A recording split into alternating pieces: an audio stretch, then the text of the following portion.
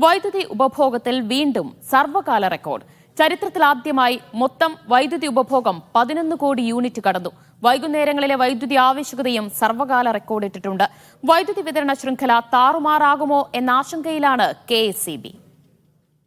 RB Sanoop വിവരങ്ങൾ നൽകും. സനൂപ, ഒരു വലിയ വൈദ്യുതി പ്രതിസന്ധിയിലേക്ക് സംസ്ഥാനം നീങ്ങുന്നു എന്ന സൂചനയാണോ ഇത്?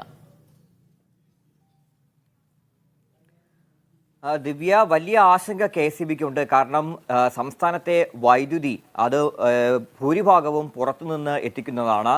ഇപ്പോൾ ഈ ചൂട് കൂടിയത് കാരണം അധികമായിട്ട് വൈദ്യുതി വാങ്ങേണ്ട സ്ഥിതിയാണ്. അപ്പോൾ ഈ നിലവിൽ ഇപ്പോൾ രാത്രി ഒരു 8 മണി മുതൽ പുലർച്ചെ 2 മണി വരെയുള്ള വൈദ്യുതി യൂണിറ്റിന് 10 രൂപ നിരക്കിൽ പുറത്തുനിന്ന് വാങ്ങുന്നതാണ്. ചൂട് അസഹനീയമാണ്. അതുകൊണ്ട് തന്നെ പകൽ സമയത്ത് അതേ ചൂട്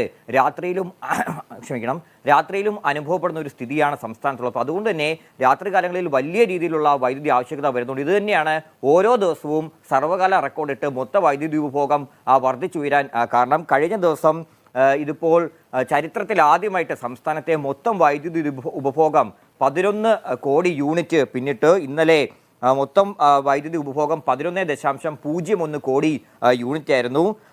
ഈ മാസം 6-ാം തീയതി രേഖപ്പെടുത്തിയ 10.82 എന്നതായിരുന്നു ഉയർന്ന മൊത്ത വൈദ്യുതി ഉപഭോഗം. അത് 2 ദിവസം കൊണ്ട് തന്നെ മറികടന്നിരിക്കുന്നു.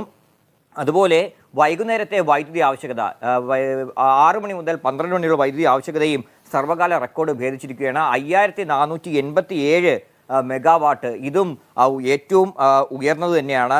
7-ാം തീയതി 5412 മെഗാവാട്ട് രേഖപ്പെടുത്തിയിരുന്നു. അതിനേക്കാൾ ഉയർന്നു ഒരു ദിവസം കഴിഞ്ഞപ്പോൾ ഇത് 5487 പിന്നിട്ടു. 5500 മെഗാവാട്ട് വരെ പോകുമെന്നാണ് KSEB ലക്ഷ്യമിടുന്നത്. അതുകൊണ്ട് തന്നെ 31-ാം തീയതി വരെ ഒരു അധികമായിട്ട് 500 മെഗാവാട്ട് വൈദ്യുതി വാങ്ങുന്നതിനുള്ള ഒരു ടെൻഡർ KSEB ഇപ്പോൾ ക്ഷണിച്ചിട്ടുണ്ട്.